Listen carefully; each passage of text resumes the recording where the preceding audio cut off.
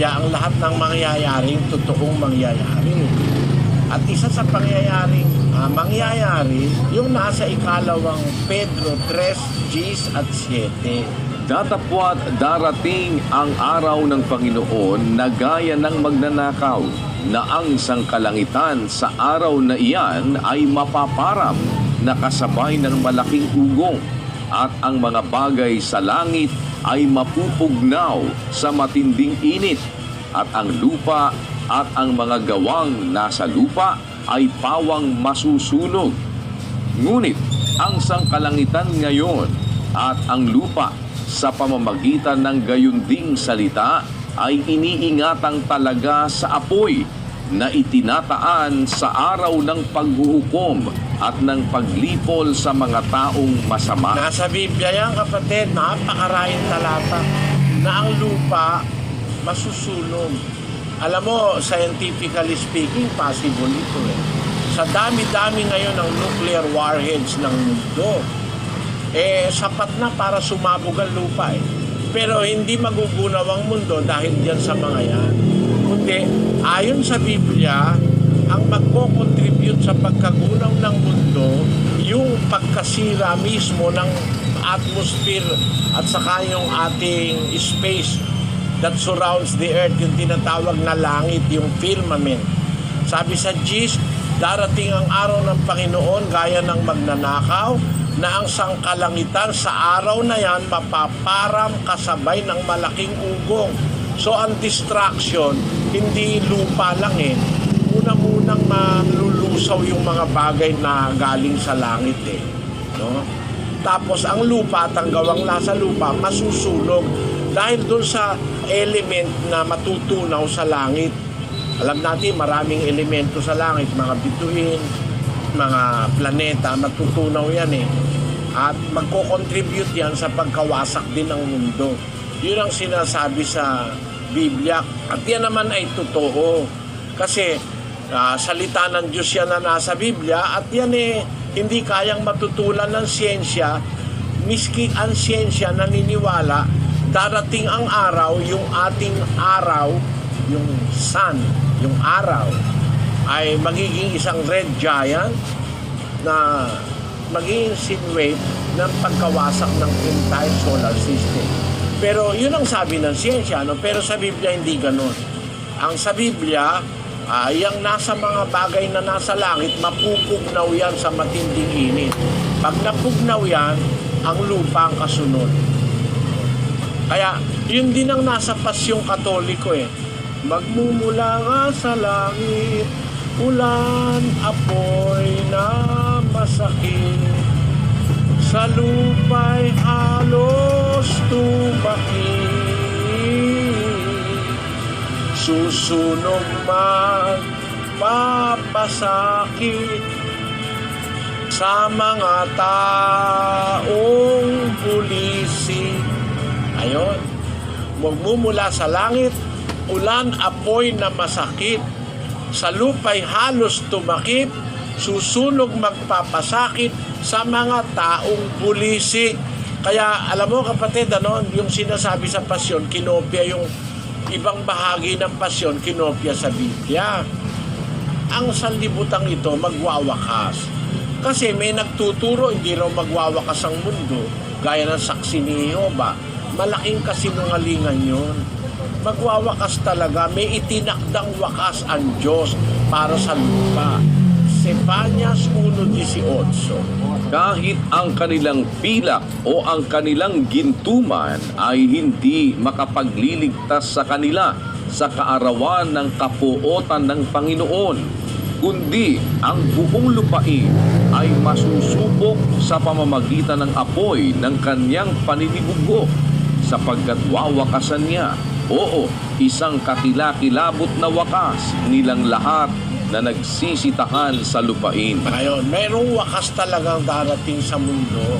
Kung kailan pati ang mundo mawawala, itong earth, papalitan ito ng isang bagong mundo. Papalitan ito ng Diyos.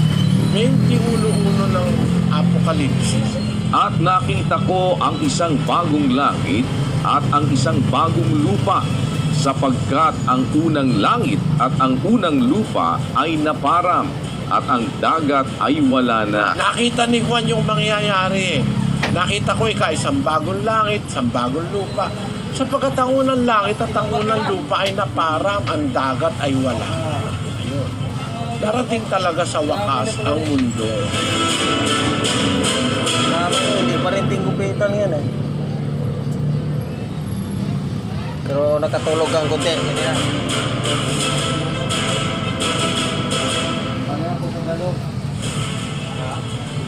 Alam mo kapatid, kasi yung mga nag-drawing, ignorante sa Biblia. Sabi kasi sa Biblia, sa 11.4 ng unang Korinto, pakinggan mo ha. Ang bawat lalaking nananalangin o nanguhula na may takip ang ulo ay niwawala ng puri ang kanyang ulo.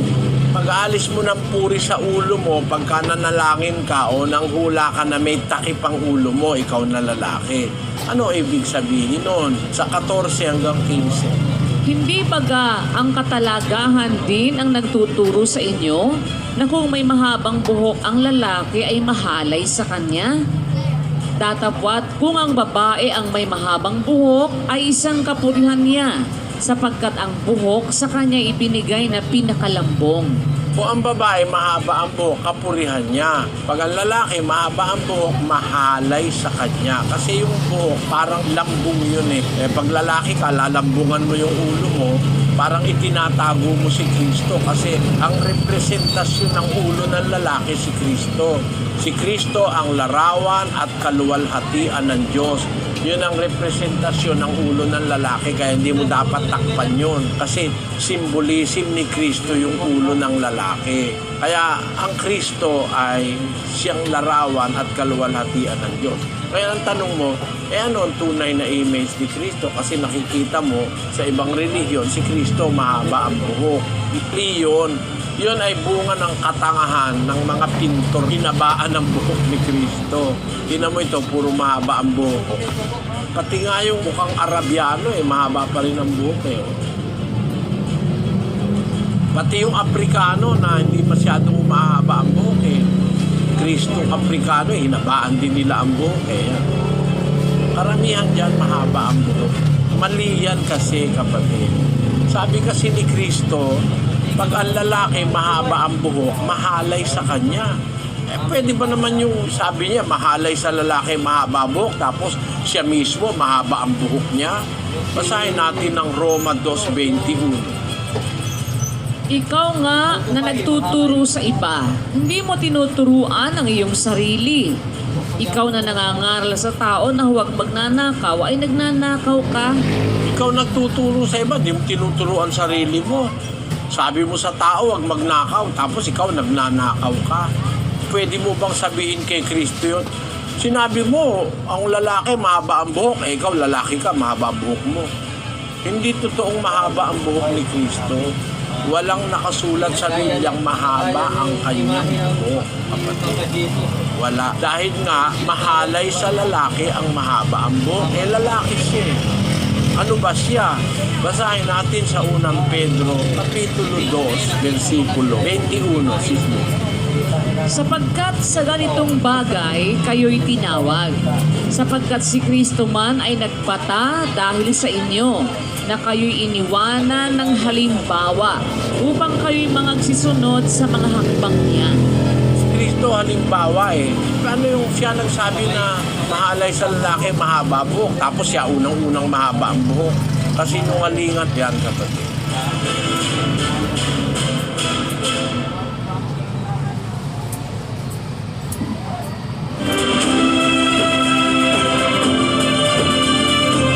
Kung ikaw ay taong sa Diyos, nagpapailalim ka sa Kanya, kahit ano yung gusto mo, gag-guide ka niya.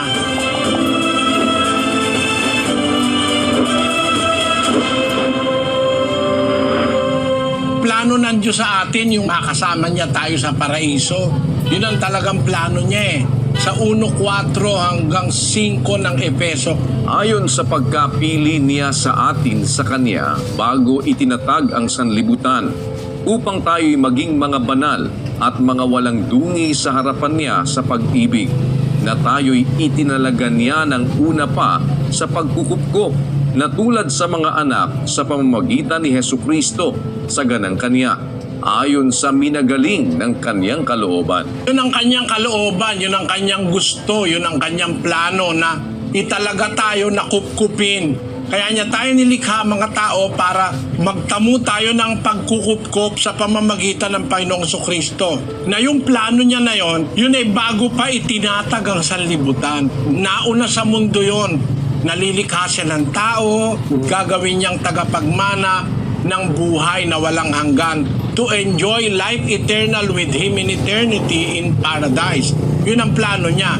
Kaya lang, gumawa siya muna ng mundo, ginawa niya lahat ng kailangan ng tao, tapos binigyan niya ang tao ng free will, ng kapangyarihan para sumunod, para kung makakasunod ang tao sa pamagitan ng free will, sa kautusan at kalooban ng Diyos, maging worthy tayo, maging karapat-dapat tayo, makamit yung plano ng Diyos para sa atin. Tayo ba, meron din ba tayong plano sa ating sarili? Kung ikaw ay taong sa Diyos, nagpapailalim ka sa Kanya, kahit ano yung gusto mo, gaguide ka niya. Basahin natin ang 16 ng Kawikaan, versikulo 9.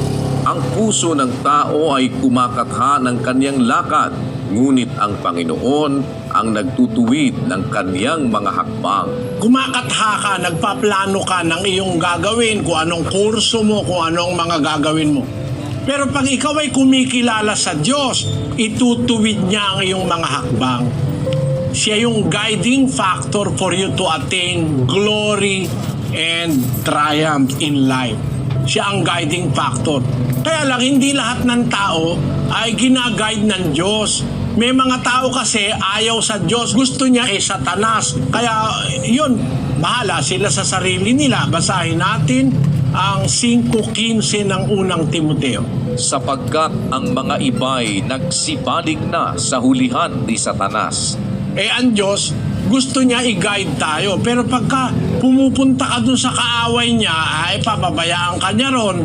Gagawa siya ng paraan para ikaw maligtas, mapabuti. Pero pagka talagang willfully ayaw mo siyang kilalanin, ay hahatulan ka ng Diyos. Dadalhin ka na sa kampo ni Satanas, papabayaan ka na. Basahin natin ang 2 Tesalonica 2:11. At dahil dito'y ipinadadala sa kanila ng Diyos ang paggawa ng kamalian upang magsipaniwala sila sa kasinungalingan, upang mangahatulan silang lahat na hindi nagsisampalataya sa katotohanan, kundi nangalugot sa kalikuan. Pag ayaw mo na ng katotohanan, papabayaan ka niya na. Sabi nga sa English, for this cause God shall send them strong delusion that they should believe a lie. Napupunta na sa delusion yung mga taong ayaw ng kabutihan, gusto kasamaan. Ang aasahan mo na lang doon, puro delusion, puro mali, puro kasinungalingan. Basahin natin ang 3:19 ng Juan. At ito ang kahatulan na naparito ang ilaw sa sanglibutan at inibig pa ng mga tao ang kadiliman kaysa ilaw, sapagkat masasama ang kanilang mga gawa. Merong mga tao dahil sa gawa nilang masama, mas gusto pa yung kadiliman kaysa ilaw. Mas gusto pa yung mali kaysa sa tama. Mas gusto pa yung masama kaysa sa... Kagaya ng mga drug addicts, no? Yung mga drug addicts at saka yung mga drug pusher, ayaw nun ng tama eh. Kasi kung drug pusher ka, alam mo yung tama, hindi ka magpupus eh. Alam mong masisira yung buhay ng tao eh. Pag wala nang pambili ng drug yan, magnanakaw na yan, papatay na yan, masisira na ang pamilya. Ba't merong ganon? Kasi ayaw nila ng mabuti dahil ang gawa nila masama.